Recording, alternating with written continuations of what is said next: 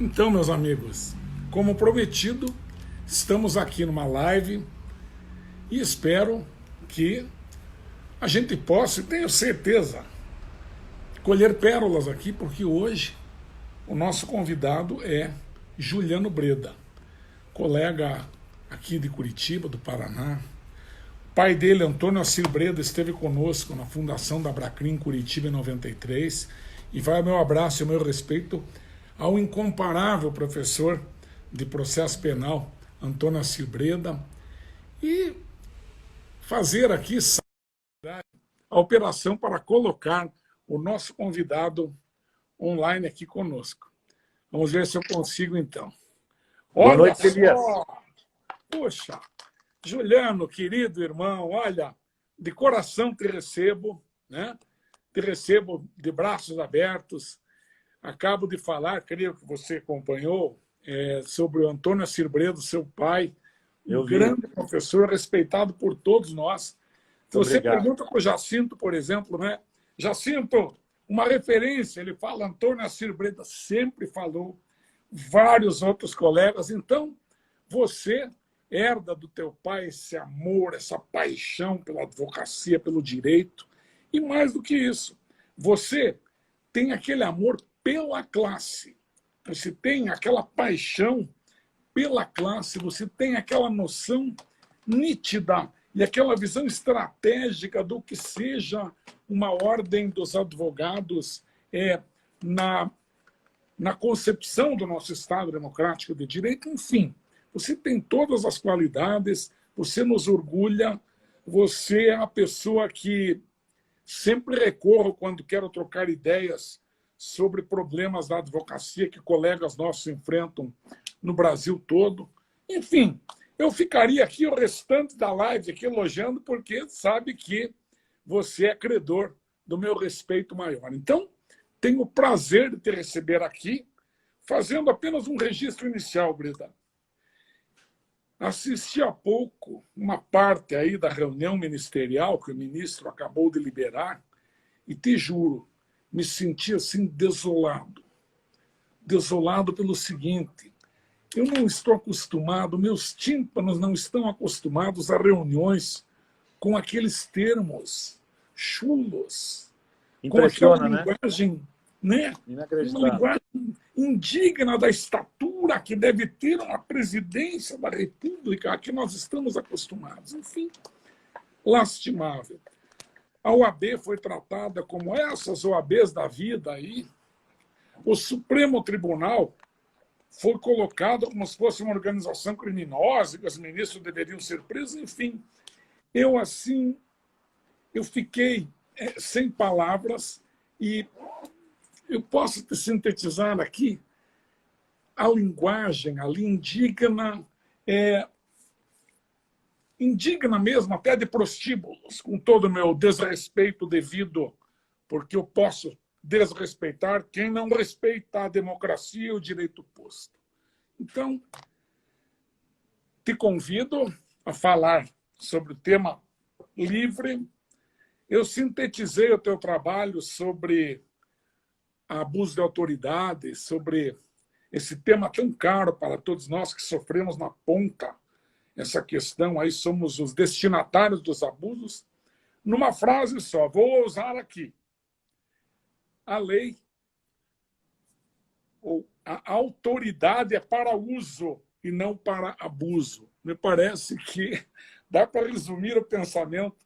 Aqueles que usam da autoridade dentro dos limites da lei merecem o nosso maior respeito. E aqueles que ultrapassam os limites da lei, evidentemente que não podemos tolerar. Então, te recebo de braços abertos, a palavra é tua, completa, a satisfação é nossa em ouvi-lo. Perdoe me alongar aqui.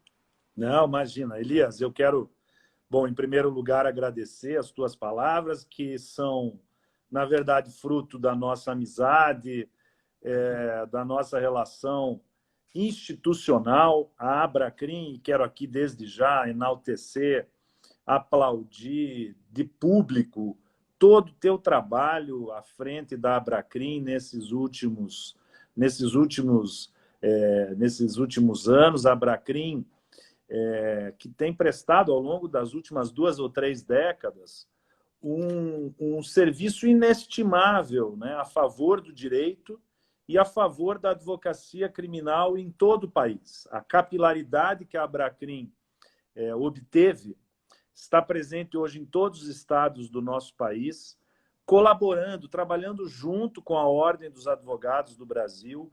E eu, se tenho muita coisa que me orgulho, né, ao longo desses quase 15 anos aí de representação institucional, de atuação perante a OAB, foi ajudar a reforçar o relacionamento da Ordem dos Advogados do Brasil com a Abracrim, especialmente a partir da tua liderança e de outros grandes colegas, né, que estão à frente hoje dessa maravilhosa instituição em todo o nosso país. A OAB é quem ganhou muito com isso, porque tem na Abracrim uma grande instituição parceira que submete os temas mais caros, mais dignos, às grandes reivindicações da advocacia criminal à nossa instituição e que reforça e que aperfeiçoa a nossa luta em defesa de toda a advocacia. E eu acho que a gente tem que falar um pouco sobre abuso de autoridade, mas é importante falarmos com todos as nossas queridas colegas, os nossos caríssimos colegas que estão nos assistindo, estudantes de direito também, que nós temos feito, né, Elias, durante os últimos anos, uma luta em todo o país, mas em especial nos tribunais superiores, contra essa ascensão do direito penal autoritário, do processo penal do arbítrio, que atingiu um ponto inaceitável no nosso sistema judicial. Tanto que nós tivemos que ir ao Supremo Tribunal Federal e vencemos com a ajuda, com a participação, também com o protagonismo da Abracrim, as grandes causas da advocacia criminal desde a Constituição de 1988, em especial nos últimos anos, não só a questão da prisão em segunda instância, que conseguimos derrotar nas ADCs 43, 44, 54, você esteve junto conosco durante todo esse período, mas especialmente nessa matéria de prerrogativas, eu sempre faço questão de mencionar a ADPF 444, contra as conduções coercitivas, que, na minha opinião, caracterizaram, nesse novo modelo da justiça criminal de alguns anos para cá, um momento de maior ataque à advocacia criminal, um momento de maior violação às nossas prerrogativas profissionais. Quero só ter aqui uma observação. A redação da petição a petição é primorosa. E eu quero enaltecer aqui a redação que foi tua redação. Eu quero dizer a você que foi uma peça primorosa, quero registrar aqui. A proposta da adoção, a proposta do ajuizamento da ADPF no Conselho Federal foi feita pelo nosso grande amigo, um dos maiores advogados do país, Alberto Zacarias Toron, que era membro da Comissão do Direito de Defesa, que eu presidia na gestão anterior, do presidente Lamáquia. Nós fizemos uma reunião pela manhã, ele fez essa proposta, a comissão aprovou, de tarde nós submetemos ao Conselho Pleno, aprovamos por unanimidade e ajuizamos a ADPF, e no final do ano conseguimos a liminar do ministro Gilmar Mendes, e depois vencemos no mérito, Elias, e isso é um ponto que eu gostaria de destacar. Eu despachei com todos os ministros essa matéria, levamos memoriais juntos com a Abracrim, juntos com o IDDD, IBCCrim, tantas outras instituições, a ASP, IASP, e nós tínhamos uma convicção absoluta da vitória. Estávamos numa batalha paralela entre as condições coercitivas e a prisão de segunda instância e achávamos que venceríamos de forma razoavelmente tranquila a ADPF das conduções coercitivas. E, por incrível que pareça, você vai se lembrar, porque no outro dia foi o encontro da Abracrim no Rio de Janeiro, nós vencemos no Supremo por 6-5. Nós vencemos no Supremo por 6-5. E mesmo ministros que nos despachos conosco diziam que realmente haviam constatado que as conduções coercitivas eram um expediente que realmente revelava um excesso por parte dessas novas operações, tanto que o Supremo Tribunal Federal nunca tinha decretado uma condução coercitiva nos inquéritos originários da Corte. Mesmo esses ministros que revelavam a sua insatisfação com esse instituto, criado recentemente pelas grandes operações, votaram a favor das conduções coercitivas. Por quê?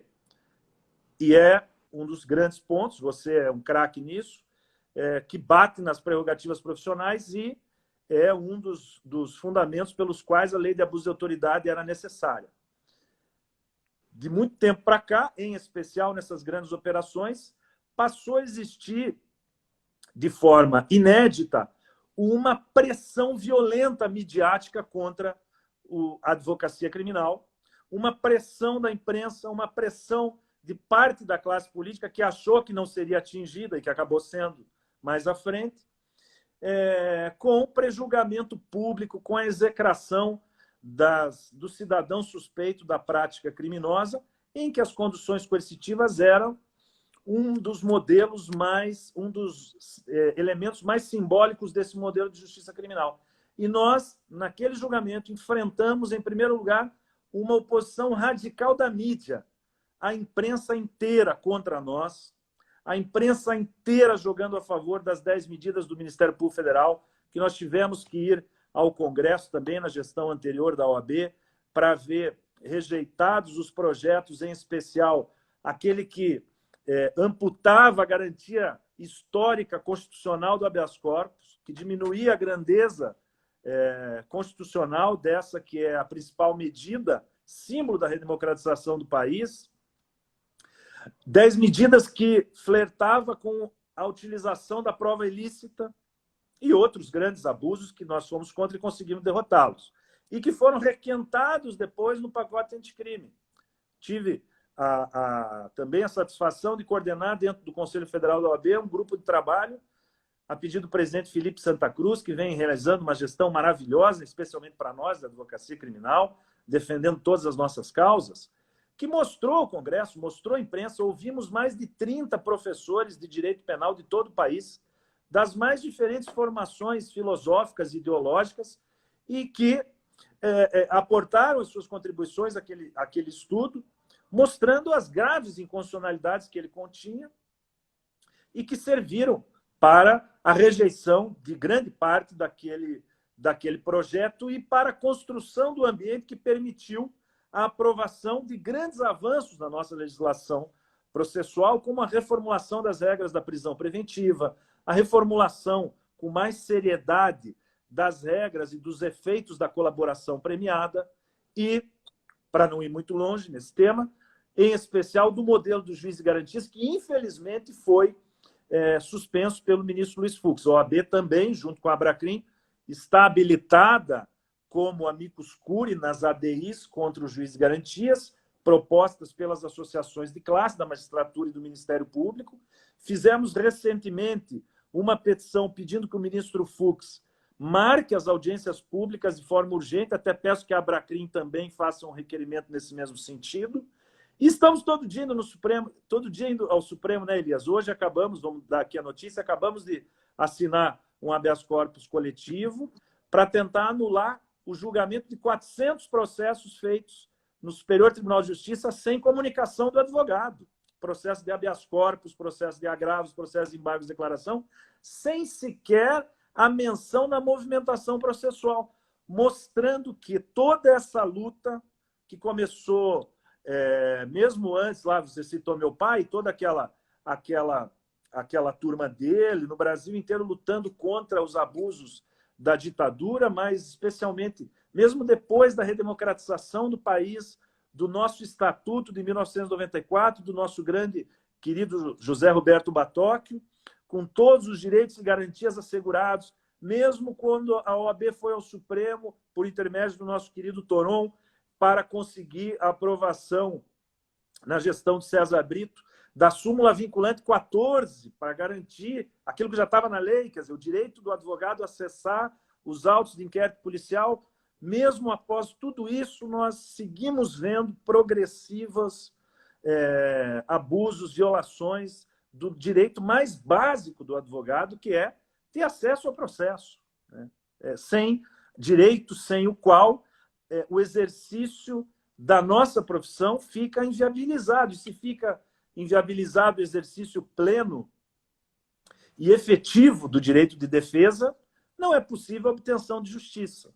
É por isso, Elias, e já entrando um pouco no tema, eu nunca fui, até de alguma maneira me penitencio com isso, eu nunca fui, dentro do sistema da OAB nos últimos 15 anos, dos maiores defensores da criminalização das nossas prerrogativas, porque, como, além de advogado criminal, como estudioso, acadêmico do direito, nós temos um preconceito com a utilização do direito penal para solucionar os problemas sociais, né? O direito penal, a utilização dele é sempre indesejável, a não ser, evidentemente, nos casos de absoluta e estrita necessidade para tutelar bens jurídicos de inegável dignidade constitucional. Mas, de um tempo para cá, diante de tanto abuso, de tanto excesso, de tanta violação ao núcleo essencial do exercício do direito de defesa, eu passei a concluir pela necessidade, pela obrigatoriedade da criminalização da violação das prerrogativas, que não tutelam o direito do advogado, que não tutelam o direito da parte, que protegem a administração da justiça. Se o advogado, de acordo com a Constituição, com o artigo 133, é indispensável a administração da justiça, qualquer ataque, qualquer obstáculo ao exercício pleno, independente e livre da nossa profissão, atinge, macula o bem jurídico, a administração da justiça. Então, diante disso e diante desses consecutivos e permanentes e cada vez mais graves e mais intensos ataques ao exercício livre da defesa, e vejo que entrou aqui um grande defensor da advocacia, em especial da advocacia criminal e das prerrogativas, meu querido Luiz Flávio Borges Durso, nosso grande líder da advocacia paulista e nacional. Eu cheguei à conclusão, Elias, de que todos aqueles, e você foi um dos grandes protagonistas, que lutaram ao longo de tantos anos pela criminalização das prerrogativas, estavam certos. Que isso é algo absolutamente imperioso para a afirmação do direito constitucional amplo à defesa, que é um corolário, um desdobramento do devido processo legal, requisito, pressuposto da obtenção de uma decisão justa no processo penal do Estado democrático de direito. Sem isso, sem o exercício livre da nossa profissão, não há realização plena do sistema de justiça. Veja, então, e aqui já saudando o Luiz Flávio Borges Durso, nosso presidente de honra da Bracrim, esteve naquele dia da fundação aqui em Curitiba, em 93, junto com seu pai, com Jacinto, com Evaristo Moraes Filho, enfim, com toda digamos, a constelação da advocacia criminal brasileira. Quero dizer a você o seguinte: o nosso Estado brasileiro parece que se preocupa mais consigo próprio, né, do que com o jurisdicionado. Dia destes, um aluno perguntou: mas e vocês representam quem? Eu falei: nós representamos as famílias brasileiras que têm problemas com a justiça. Então, como vítimas, né, no seu seio, ou como acusados em seu seio, as famílias nos procuram para fazermos esse elo entre ela e a justiça brasileira. Nós procuramos, então, acessar os direitos constitucionais, né, em favor das famílias. E quando gritamos, quando bradamos, nós sempre bradamos baseados em uma legislação, em algum artigo de lei. Eu nunca vi advogado requerer nada que não estivesse dentro da lei. Claro. Um advogado que requer coisas que não está dentro da lei tem um indeferimento. Então, eu creio, meu prezado e querido irmão Juliano Breda, que foi nosso presidente da OAB aqui do Paraná, nos honrou muito. Sediamos um encontro brasileiro aqui sob tua presidência também. Enfim, nós temos toda uma história entrelaçada de lutas. Eu sei que você tem um compromisso logo mais. Eu sei que agora, por exemplo, são quase 19 e daqui a pouco você tem um outro compromisso e você não pode passar lá de 30 ou 35 minutos nesta live. Mas eu quero te dizer o seguinte, uma das coisas que nos preocupa muito hoje é a questão de ações que nós temos que trabalhar, ações de dano moral coletivo contra agressões à nossa profissão. Nós vemos muitos apresentadores de TV, ontem e hoje, me parece, hoje ainda, um apresentador aí começou a falar mal de alguém que foi nomeado assessor e dizia que um dos problemas dele, no dizer dele, né, no enfoque que deu, é que era advogado criminalista, que então ele não tinha nada para estar ali como assessor. Olha, eu, como criminalista, nunca postulei cargo público, você também não. O autêntico criminalista, ele vive da sua antessala, ele não postula cargos públicos, mas, independentemente dessa pessoa ser ou não ser competente, o que eu digo é o seguinte, um veículo de comunicação, o que fez hoje? Ele bateu em alguém que foi nomeado a algum cargo por ser advogado criminalista. Então, falava, esse defendeu A, defendeu B. Então, eu te pergunto aqui, eu brinco, eu, se fosse julgado pelos clientes que defendi, o Papa talvez tivesse que me excomungar, porque eu trabalho, eu vivo da advocacia, você sabe disso, todos nós vivemos. Então, eu te pergunto, como ficou aquele estudo sobre, inclusive, me parece que daquela empresa Avan, que teve uma ação de dano moral coletivo com tutela inibitória, enfim, nós temos condições de manejar estas ações de dano moral coletivo contra apresentadores de TV, enfim, contra pessoas que investem contra a nossa honra profissional?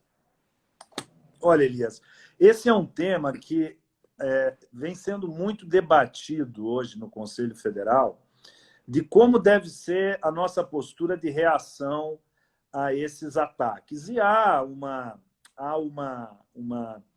divisão muito grande entre os nossos colegas, representantes das nossas instituições, porque, primeiro, que com esse fenômeno, né, das redes sociais e dos ataques diários de perfis falsos, das fake news, como diz o nosso grande líder, Lênio Streck, né, os nécios, né, aqueles que atentam contra os nossos próprios direitos, os direitos da cidadania, direitos fundamentais, se reúnem, fundam o que eles chamam de uma célula terrorista, que é um grupo de WhatsApp, e saem por aí atacando, né, aqueles que defendem o direito de todos, a democracia, em especial os advogados.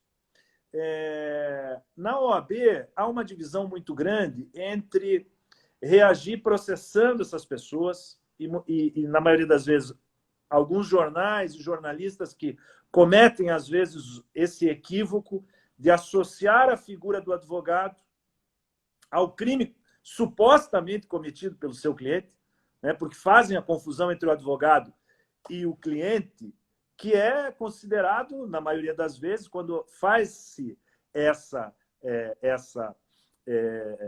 confusão da figura do advogado com o seu cliente, o cliente é inocente, tecnicamente, né, porque a condenação não transitou em julgado, e isso estimula um ataque da imprensa à advocacia criminal. Isso tem estimulado a atuação de alguns parlamentares oportunistas, criminalizando o recebimento de honorários pelo simples fato de advogarmos, né, por quem é suspeito da prática de crime, como se nós pudéssemos, né, chegar diante de um cliente, se nós pudéssemos assim, não, você é culpado ou inocente? Ele diz assim, eu sou culpado. Como acontece às vezes, né, nos nossos escritórios, Elias. É raro, a gente só advoga para inocente praticamente, mas às vezes acontece. E nós temos, não, então se você é culpado, eu não posso lhe atender. Ora, como se o cidadão culpado da prática criminosa não tivesse também o direito a se defender de uma acusação justa e de uma pena a ser fixada na forma da lei e da Constituição. Então, há uma divisão de que nós também não devemos estimular essas críticas processando as pessoas, porque muitas vezes nós podemos também dar voz a quem não tem e dar uma repercussão muitas vezes maior a uma acusação insignificante, a uma acusação inútil. O que o Conselho Federal tem feito, e acredito que muito bem, é uma atuação efetiva no Congresso Nacional para evitar projetos dessa natureza que venham, de qualquer maneira, atingir a prerrogativa profissional e atentar contra a dignidade do exercício ético, independente e livre da nossa profissão. E nós temos, aqui no Paraná mesmo, a gente fazia isso muito, e o Conselho Federal hoje tem um observatório de imprensa para tutelar a liberdade de expressão. Então, nós temos optado por um diálogo com os grandes meios de comunicação. Temos falado com os principais jornalistas, os principais formadores de opinião, para tentar exercer nesse ponto, e nós, criminalistas, temos que dar o exemplo de que a sanção deve ser a última ratio, né? E que é melhor agir de maneira didática, de maneira pedagógica, mostrando a importância do exercício profissional, mostrando a necessidade de ter uma advocacia, de ter defensores de direitos humanos que possam atuar de forma livre, sem sofrer coação de qualquer natureza, política, física, econômica, religiosa, porque é assim que nós poderemos avançar sob o ponto de vista da tutela dos direitos fundamentais. Esse é o avanço civilizatório que nós queremos. Queremos convencer a sociedade, convencer os órgãos de comunicação a parar com esses ataques, muitas vezes dirigidos em especial à advocacia criminal, muitas vezes por jornalistas até qualificados, né? Por jornalistas até qualificados, que muitas vezes precisam do nosso trabalho, quando também são acusados de praticar crime contra a honra, e mudam de opinião quando passam a necessitar dos nossos serviços. E Elias, em regra, aquilo que a gente tem dito em relação à lei de abuso de autoridade. Quero fazer um breve histórico sobre a lei para dizer o seguinte. Nós tínhamos a lei anterior de abuso de autoridade em 1965, lei que veio um ano depois do golpe militar, que era uma lei absolutamente fictícia, uma legislação simbólica para tentar incutir na população a imagem de que, mesmo diante de um regime militar, uma lei de abuso de autoridade poderia prevenir abusos, poderia prevenir excessos decorrentes de um regime não democrático. Evidentemente que a história se encarregou de mostrar que a lei em vigor durante todo o regime militar foi absolutamente inócua, inútil para prevenir os excessos, os abusos e os grandes arbítrios que foram praticados pelo regime militar. Bom, com a redemocratização, nós imaginávamos que não seria mais necessário uma lei de abuso de autoridade, porque presumíamos que, a partir de então, todas as autoridades passariam a assegurar direitos fundamentais, garantir os direitos previstos na Constituição. E, infelizmente, não foi o que aconteceu. Falei no início, mas vale aqui brevemente mencionar, especialmente nos últimos 10 a 15 anos, a Justiça Criminal passou a adotar uma postura de maior radicalização, de maiores excessos, de maiores abusos, especialmente atingindo também os direitos e garantias profissionais do advogado. Portanto, a discussão a respeito de uma nova lei de abuso de autoridade, de uma lei que fosse modernizada, aperfeiçoada de acordo com a nova realidade do país e não mais de acordo com aqueles pressupostos e aquelas condições de 1965, seria necessário. E essa foi uma reivindicação de grande parte da comunidade jurídica, e basta dizer que a origem da nova lei de abuso de autoridade é de um projeto do ex-deputado, ex-ministro Raul Jungmann, de 2009. Projeto esse que foi coordenado por uma das figuras mais equilibradas, mais serenas que o Poder Judiciário brasileiro teve, o nosso saudoso ex-ministro Teori Zavascki, que faleceu, infelizmente, num trágico desastre aéreo, como todos sabem. Isso serve, Elias, para mostrar como foi falso, como foi manipulado o discurso de que a nova lei de abuso de autoridade era uma retaliação à Lava Jato. Ora, ela é fruto de um trabalho coordenado pelo ministro Teori Zavascki, que foi a figura essencial para o sucesso, entre aspas, da Operação Lava Jato. E ministro Teori, uma série de outros juristas, o Rui Stocco, o Everardo Maciel, ex-superintendente da Polícia Federal, o próprio Vladimir Passos de Freitas, ex-presidente do TRF, que era assessor do Moro até agora, também compôs esse estudo para a elaboração desta nova lei. Lei que não cria nenhum impedimento, nenhum obstáculo ao exercício livre da magistratura, do Ministério Público ou da polícia. Pelo contrário, diz muito claro, diz de forma muito clara que qualquer interpretação sobre provas ou qualquer decisão fundada em entendimentos jurisprudenciais e legais, doutrinários, não poderá ser jamais considerada como um ato de abuso de autoridade. Lei que exige, em relação aos tipos penais de abuso, não em relação ao crime de violação de prerrogativas profissionais, dolo específico, que é a finalidade, por parte do agente público, de prejudicar terceiros ou se beneficiar ou realizar ação mediante capricho ou para satisfazer interesse pessoal. Portanto, a nova lei, ela restringe, inclusive, a punibilidade em vários aspectos, se comparada com os tipos penais anteriores que não exigiam, por exemplo, dolo específico.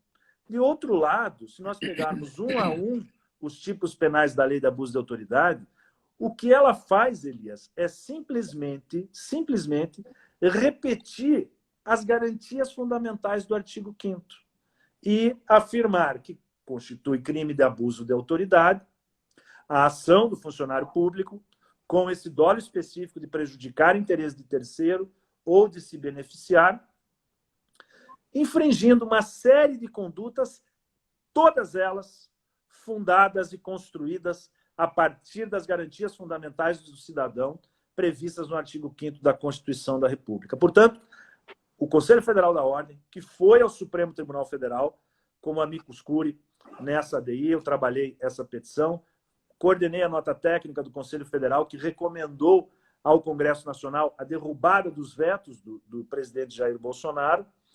Nós temos absoluta convicção da constitucionalidade desses tipos penais, muitos dos quais já existiam na legislação anterior, com uma punibilidade, inclusive, mais genérica, sem que qualquer entidade da magistratura ou mesmo do Ministério Público tenha questionado a constitucionalidade dos dispositivos anteriores, ou a sua não recepção pela Constituição Federal de 1988.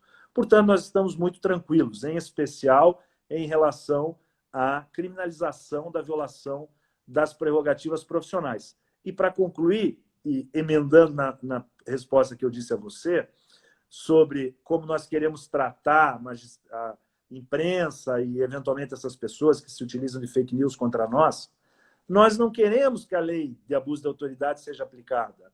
Nós não queremos que juiz nenhum responda a processo criminal, que tenha que nos contratar para se defender de uma investigação por abuso de autoridade. Nós queremos que a lei de abuso de autoridade seja, sim, um instrumento para construir uma nova cultura de respeito e dignidade para a advocacia. Uma nova cultura que simbolize, de uma vez por todas, o respeito tão somente aos direitos e garantias inerentes ao exercício livre, independente, básico da nossa profissão. Nós não queremos mais, né, Elias, do que a Constituição nos assegura e do que o Estatuto estabelece. Não pedimos favor para ninguém, mas exigimos o cumprimento dessas regras. E se elas forem violadas, se elas nos forem negadas, aí sim a OAB, inclusive, será a primeira a ajudar o advogado a representar contra qualquer agente público que pratique uma violação à sua prerrogativa profissional, à nossa prerrogativa profissional, para que ele responda nos termos dessa nova legislação. Então, nós queremos apenas, reivindicamos o Brasil conforme a Constituição Federal prometeu. A autoridade é para uso e não para abuso. Nós queremos magistrados exercitando a sua autoridade dentro de limites, evidentemente, porque quem exerce o poder é levado a abusar dele. Então, nós queremos aquele limite saudável para que o processo atinja seu verdadeiro fim. Então, meu querido irmão... Sem ameaças, né? Sem ameaças. Nós estamos vendo hoje presenciamos uma nota, preciso falar disso também, o presidente Felipe já reagiu, uma nota do ministro-chefe do Gabinete de Segurança Institucional, né, o general Heleno, numa nota pública fazendo ameaças ao Supremo Tribunal Federal, como nós vimos o ministro da Educação falar que os ministros do Supremo deveriam ser presos. É preciso, de uma vez por todas, no ambiente democrático, permitir que o sistema de justiça atue com liberdade e num ambiente de serenidade, especialmente os advogados de defesa, evidentemente, que não podem ser coagidos, não podemos ser ameaçados por simplesmente exercer uma missão constitucional e legal. Eu digo que o advogado, Elias, sempre disse isso, você também, nas minhas lembranças, sempre disse o seguinte: prerrogativa profissional não é apenas um direito do advogado, é um dever exigirmos o respeito às prerrogativas profissionais, porque a partir do momento que eu concordo que a minha prerrogativa seja violada por parte da autoridade, eu estou permitindo que a defesa não seja exercida de forma efetiva. E aí eu começo a prejudicar o meu cliente. Portanto, exigir a defesa das prerrogativas profissionais não é uma escolha do advogado, é um dever dele e especialmente da Ordem dos Advogados do Brasil, que não tem nos faltado nesses últimos tempos em relação a essa matéria. Você, membro da Comissão Nacional de Prerrogativas, também tem ido pelo Brasil inteiro para ajudar e defender os colegas que eventualmente têm os seus direitos violados, e essa é uma luta histórica e que a gente sabe que, infelizmente, é difícil ser vencida, né? Mas é essa união, é essa força, é essa integração da classe e de toda a advocacia que vai fazer com que nós possamos ter, no futuro próximo, mais respeito e mais dignidade aos nossos direitos. Eu quero te dizer que, das definições, né, da advocacia, uma das mais belas é a advocacia é uma confiança que se entrega a uma consciência, né, profissional. Então, o cidadão entrega uma confiança para a nossa consciência profissional. E nós, tanto que um patrocínio infiel, por exemplo, é crime. A pessoa tem que praticar a advocacia dentro de toda aquela garra que o cliente espera que nós usemos em favor de seus legais direitos. Enfim, Breda, eu ficaria aqui ouvindo você até o meu cansaço me derrubar. Mas eu posso te dizer o seguinte: eu sei da tua agenda, eu sei que daqui a poucos minutos você estará num outro compromisso. Quero de coração dizer a você: te abraço, meu amigo, abraço, pai, Antônio Assir Breda, querido professor. Quero que você conte sempre com a Abracrim, e só quero consultar a minha assessora oculta aqui, Thaís. Vem cá, Thaís. Diz aí para mim, está fazendo um sinal? Fala aí. Olá, tudo bem, doutor? Oi, Thaís, tudo ótimo. Eu quero manifestar a minha admiração pelo senhor, pela toda a sua obra, né, frente à OAB, a defesa da advocacia. Quero manifestar também a minha profunda admiração pelo seu pai. E como eu já havia lhe dito, né, nós gostaríamos muito de ouvi-lo em uma live. Não sei se vai ser possível, mas professor Breda... Ele já tem até Instagram agora, então agora está tranquilo. Então está prometido aí. Olha, outra coisa, eu peço que você, Thaís, o Breda, nós precisamos salvar esta live no IGTV. Quando acabar, precisamos salvá-la. Eu peço que, então, pode deixar. Vamos salvar. Vai encerrar já? Eu só quero dizer, então, Breda, temos aqui conosco o Schener Asfora, o Cidéia Portal, o Schener lá da Paraíba, nosso presidente da Abracrim, Lucidéia Portal do Amapá, Aquiles Perazzo aqui, o César Bittencourt está conosco. Maravilha. Enfim, eu aqui, é muito pequenininha essa letra, mas eu posso... A querida Ana Eu Paula vi, tem colegas do Bento. Amapá, de Fortaleza, Sim. né, de Natal, colegas do Brasil inteiro. É meu amigo Conrado Gontijo, grande criminalista de São Paulo. É muito bom, né? Listar todo mundo nós preferimos os encontros presenciais da Abracrim, mas enquanto a gente não pode, né, fazer voltarmos a nos encontrar presencialmente, vamos resolvendo virtualmente por aqui, né, Elias? É isso aí. Então, olha que isso passe logo, né? Passe logo e que todos os advogados se cuidem, tenham muita saúde. Nós aqui do Paraná até estamos numa situação privilegiada, mas estamos realmente sentindo muito pelos colegas aí de outros estados, São Paulo, Rio de Janeiro, Ceará, Amazonas, né? Estados que, infelizmente, têm sofrido, especialmente com a omissão estatal, né?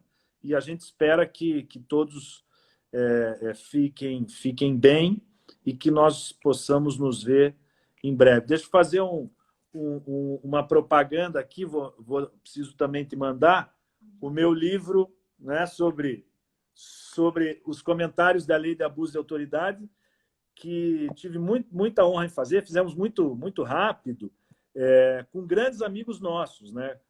Coordenado por mim pelo Gustavo Badaró, grande professor da USP de processo penal, e foi corredigido, né, por mim, pelo Badaró, e pelo Toron, Antônio Sérgio Pitombo, Fábio Tofik, pela Marta Saad e pelo Pier Paulo Bottini. Então, é mais uma tentativa de colaborar com esse dever da doutrina penal, né, de estabelecer um limite também ao arbítrio do Estado, em especial de reforço das nossas prerrogativas profissionais. Então, eu vou dizer a você que, neste minuto, estou já determinando ao pessoal para colocar o banner do teu livro no site da Abracrim, para que todos os colegas do Brasil todo tenham acesso à obra, que contribui muito, sempre, né? E quero dizer a você que eu preciso, né, te liberar aqui com a nossa licença do Luiz Flávio Durso, que está conosco aqui, Lígia Peixe, do Ceará, a Olívia Castro, da Abracrim, do Maranhão. Enfim, é impossível listar todos aqui. Grande abraço a todos vocês. Breda, obrigado, Elias. Forte. Fiquemos sempre juntos, porque estamos juntos nós somos imbatíveis. Fiquemos juntos.